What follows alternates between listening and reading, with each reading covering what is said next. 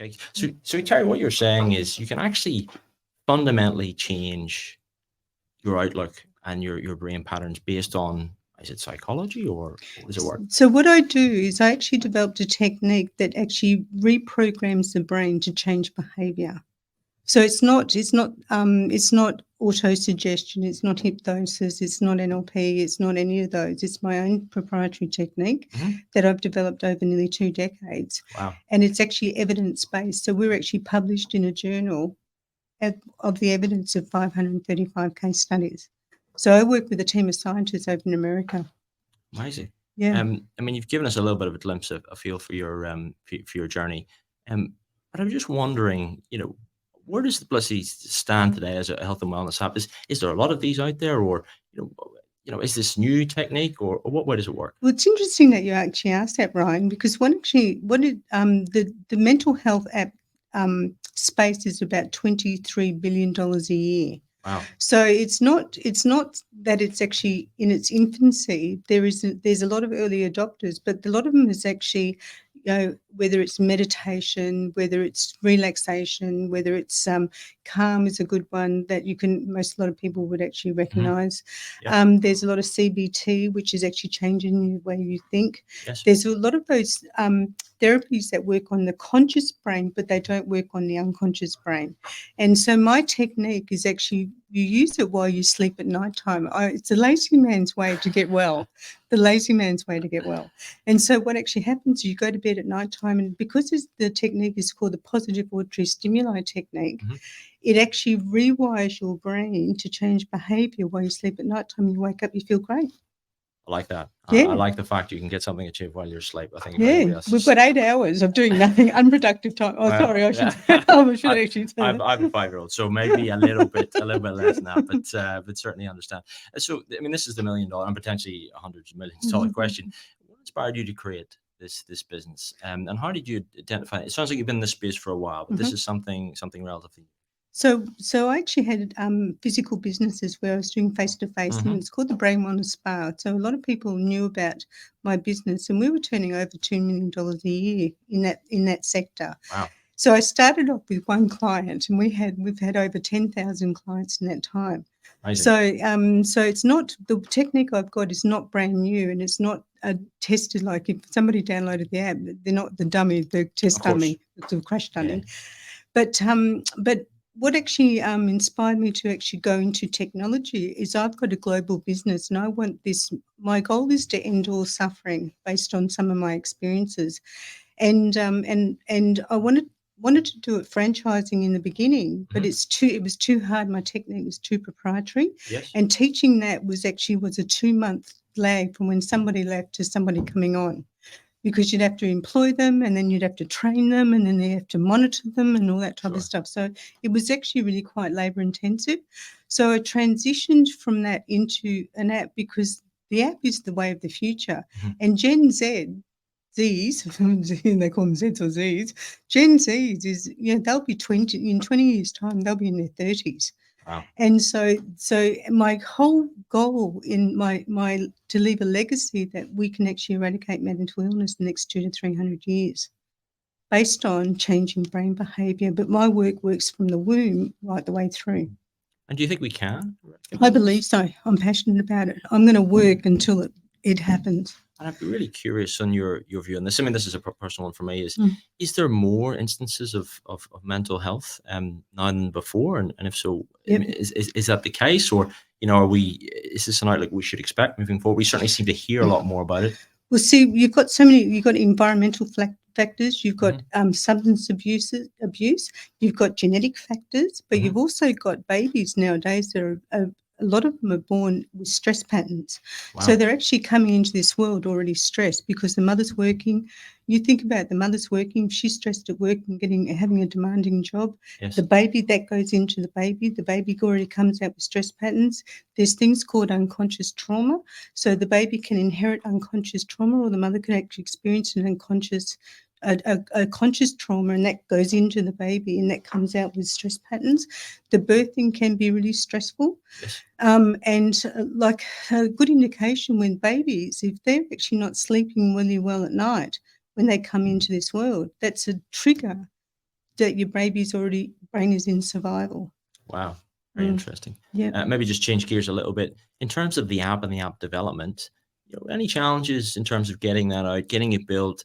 It seems like you're marrying what is a very complicated space, mental health, with technology, which can have its own intricacies, and putting the two together. Do you have any challenges there?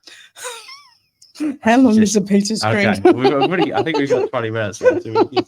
So I won't bore everybody. But there was a bit of a story prior to that. But I had a membership site, and I actually had phase one of an app that I was in business with this guy, and the partnership didn't work out. And he actually charged the company $340,000 to build the app within 12 months, which was wow. And there was all sorts of other things going on, and I dissolved the partnership. I was, said to him, this is not working for me, and especially when he put in his bill. And then I went offshore because I put all my money into building phase one. Went offshore and found a company, and when I found out what the price was there, because he was outsourcing overseas, that disturbed me. So I went with an overseas company. But the problems you got, if people actually wanted to develop apps, you go locally because they think like you, they have the vision like you, and you can look them in the eye. Whereas I went to Pakistan, and we actually transitioned the app back to Digital Horizon and Blue Sky, and that's come with so many problems. So that's kind of in a nutshell. I see. And for the budding entrepreneurs out there, maybe not so much in the mental health space because it's very, very niche, but incredibly important, is what are the lessons? I mean, I think you alluded to a little bit there.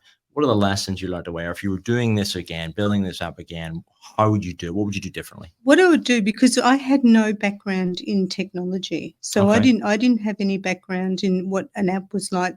When I did phase one, that person took over all that. But what actually happened, what I would like to share is you need to go and do your homework first. Talk to people that have got apps. Number one, I didn't do that. Yep. So I actually kind of was a knee-jerk reaction, went out and built my other app. Talk to people that've got apps. Really go in there and explore the company. It might be more expensive to do locally at home, but it's cost me more money in the long run trying to fix all the problems that an overseas developer has. They don't, and some cultures actually think differently as far as what different components are. So go local. It's an interesting comment, and something that we see a lot of. The maturity of app development and technology from the low cost centers, which are still very prevalent.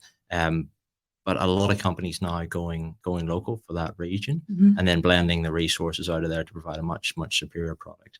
It's interesting. So, I mean, as a founder, what did you test this yourself, or what strategies did you use? Did you do market testing, or I think you maybe had the benefit of having a business in this space before? How did that influence the development of the app? Or if I'm coming into the space and I don't have that business, what advice would you give? So what made me because I was in rapid growth. I actually did the Unstoppable You program on me many years ago after I developed it all those years. And I was actually 10xing every year. So I was in rapid growth. My accountant kept saying, it's dangerous, it's a dangerous thing to go. Rapid growth, can come with all problems. And if you're breathing, we had to hire you. And so, so because it was rapid growth, and there was all sorts of stuff going on. And with that became, and I fully automated my business, but with that came so many problems with rapid growth. And so I wanted to scale and go global without the problems of rapid growth in a traditional sense. Nice.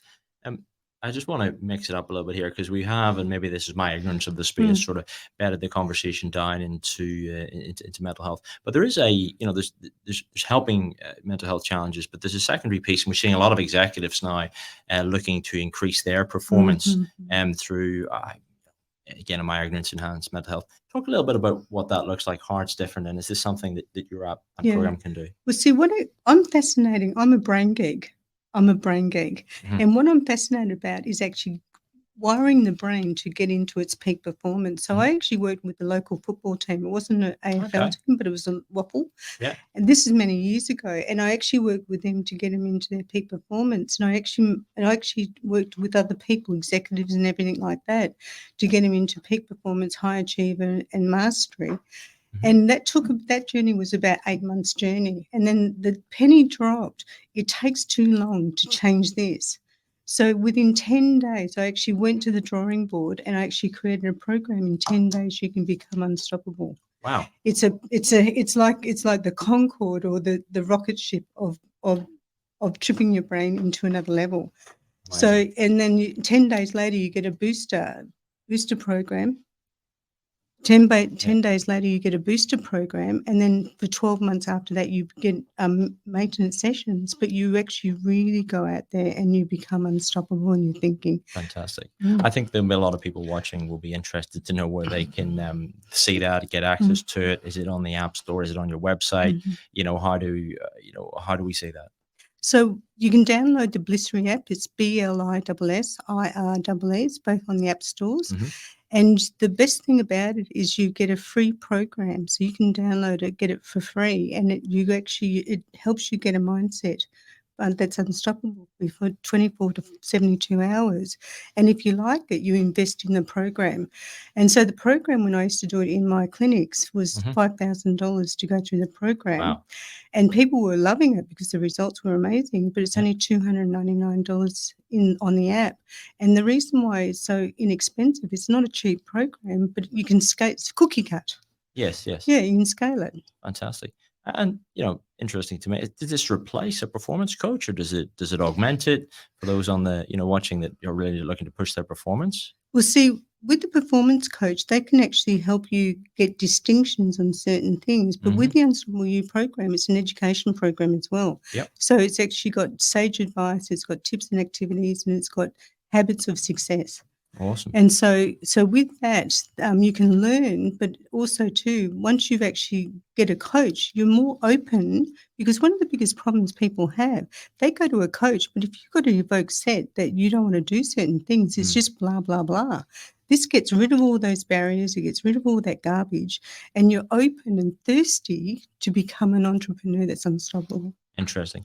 And so that's more on the technical side, but I wanted to change back to the business aspect. So you've built, you have had this business practice. It's been very successful. You've looked to, I suppose, scale and increase your impact through development of an app. But very often, we build an app. How did you get it out there? How did you create some hype, some buzz around this? Well, see, I was lucky. I've got a database of over 10,000 people, and so they're all clients of mine over the last 2 decades. Yeah. And one of the things that I was really passionate about is actually getting really good, affordable mental health. Yep. So it's actually a low cost entry to get in there and actually get well with my app. And so we actually, with leverage around that, and people that have experienced my work in the past, because it's life-changing, they were just the early adopters. Fantastic. I can hear the passion, and you've created something quite amazing here. But I'm curious to know what you're most proud of in terms of the entire journey with the business. Do you know what I'm proud of is actually the technique. Okay. I'm proud of the technique. Like the journey, the business is a byproduct of what I was actually able to create. Yeah. And when somebody comes to you that is broken and in immense emotional pain, and you actually transition them into an empowered person to live their life the way that they want to live, that is really inspiring. Is there more of that out there in the community than perhaps the uneducated or those not working in the space like myself would realize? Yes, definitely.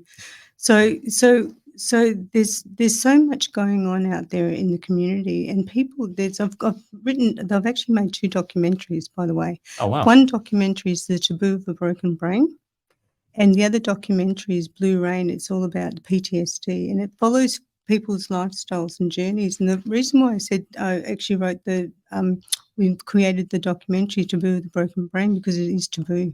Yeah. It's still taboo. Yeah. And you just feel broken when you're in that state. So do you think we're getting over that stigma, or is it still too slow? Look, it's people.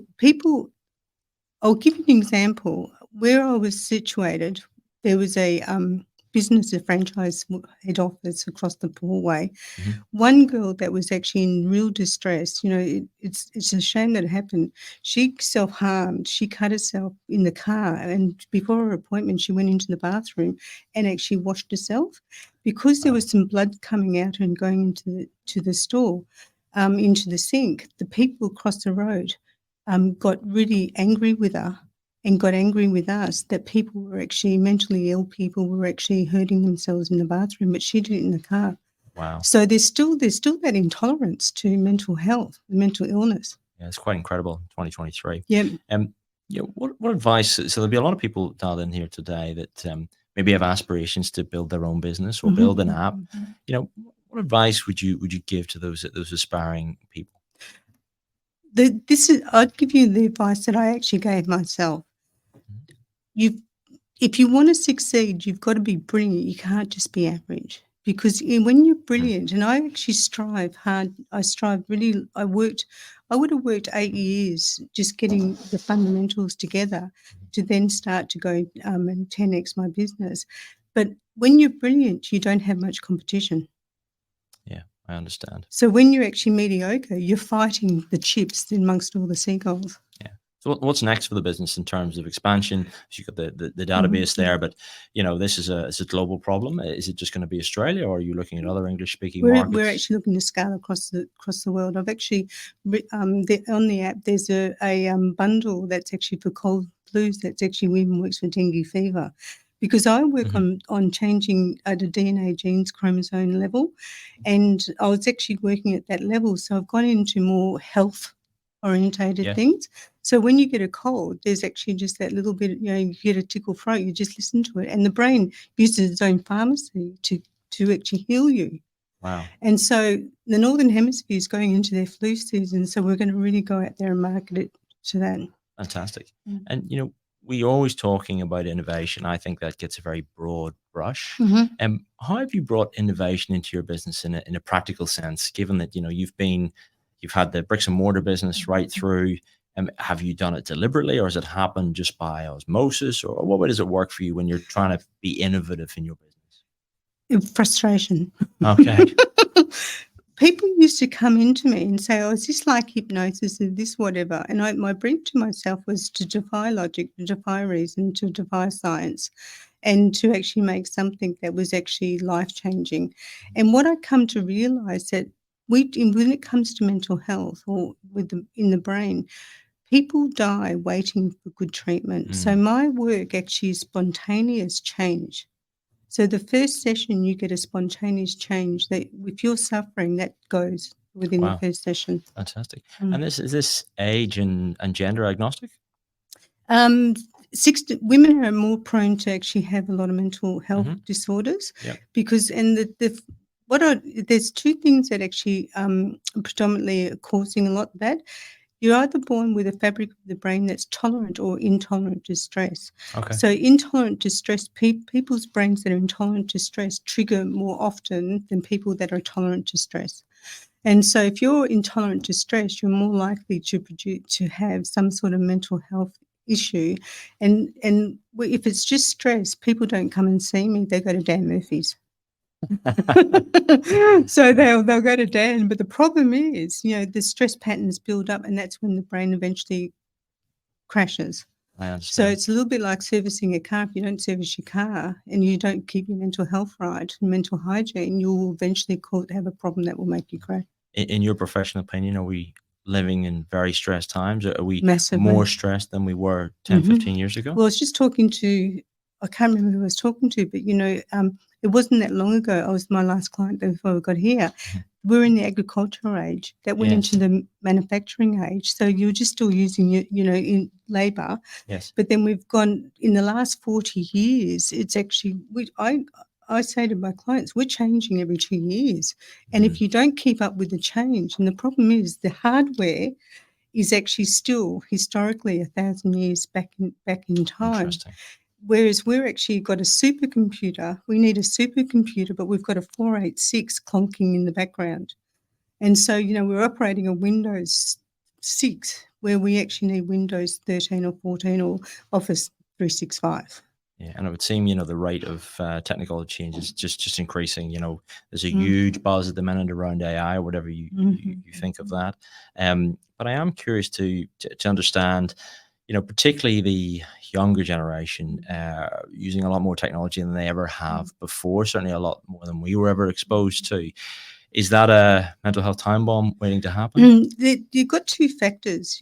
Gen Z were born with a mobile device attached to their ear, so they're actually really well equipped to actually handle devices. But what they don't do is they don't actually interact like we did when in the 60s and 70s, where we actually built up our life skills. They're also got a lot of stress because what we don't take into consideration, learning creates a lot of stress on the brain because it's got to grow pathways. Okay. And so they're learning so much complex information now that their brain can't adapt to the stress to grow the pathways of memory. Wow. Excellent. So it's complex. It's complex. And in your humble opinion, do we need to go back to basics on this where, kids play more sport and less technology, or do we just need to get used to this is the way it's going to be? Well, the hardest thing is if we suppress growth, then we don't become relevant with change. I understand. So the thing is, you've got to change the hardware and change the software, and you adapt really easy. Interesting. Yeah.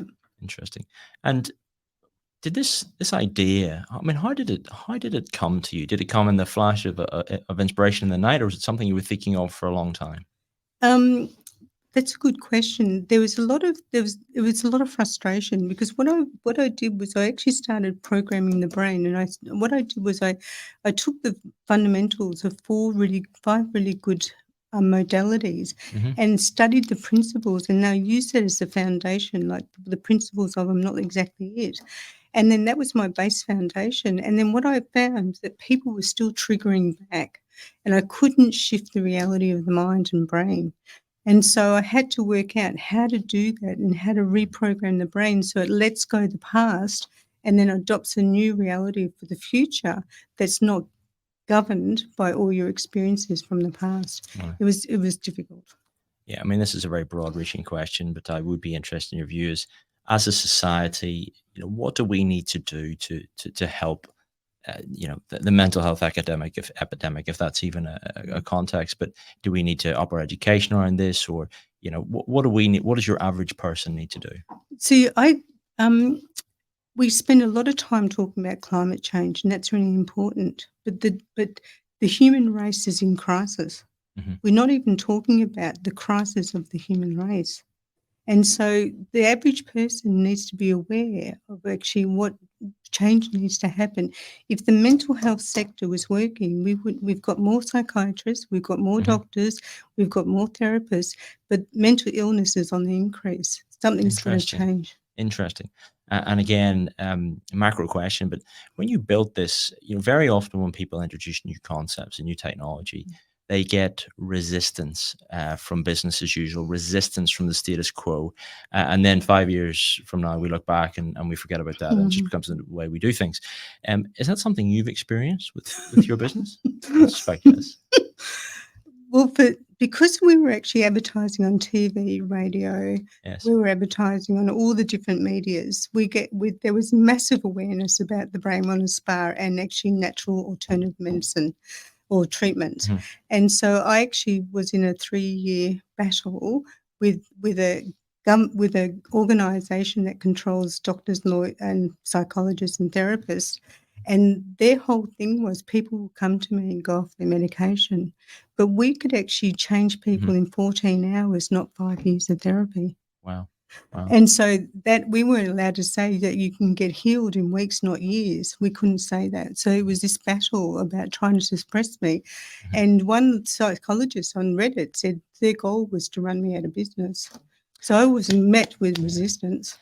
Paradigm changes, and any change always scare us. And I'm sure there's some psychology in there which we get into. And we're almost on time, but I just have maybe one more question to leave people with. There will be some people watching this, and everybody will be wanting something different from it. But if you have one message to those people that are watching today, what would it be? Don't be afraid to try something that will actually make the difference to your life, because if you don't change, life will change you anyhow. Interesting. Terri, it's been an absolute privilege. You've certainly educated me Thank you. something that's really important. I understand, folks, we had a few technical challenges at the start there with respect to sound. Don't worry, it has been recorded here in the studio. Everyone that has dialed in that will get a copy of it. I would encourage you to reach out to Terri direct. We will send the contact details around. It's been a privilege. We've certainly enjoyed it. Thanks again, Terri, and we look forward to seeing you on the next one. Thank you.